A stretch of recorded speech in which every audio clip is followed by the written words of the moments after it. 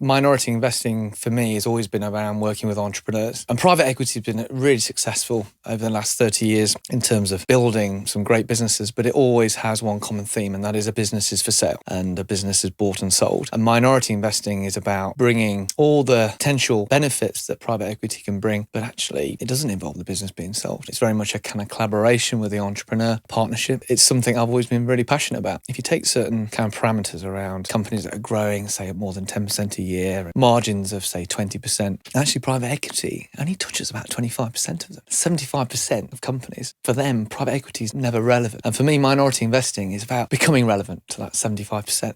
Yes, there's this massive addressable universe. It is, yeah. And yeah, I would imagine, I don't know the stats out there, but in terms of the actual capital that's been raised to prosecute minority opportunities, it's probably tiny compared to the buyout industry. Yeah, I'd imagine it's probably less than 5%. But if you look at you mentioned the 24 investments that made since we kicked off partnership capital at Inflexion back in 2015. Over 70% of them were the first institutional investor in those companies. And those companies aren't small companies. You know, the average size is about £350 million.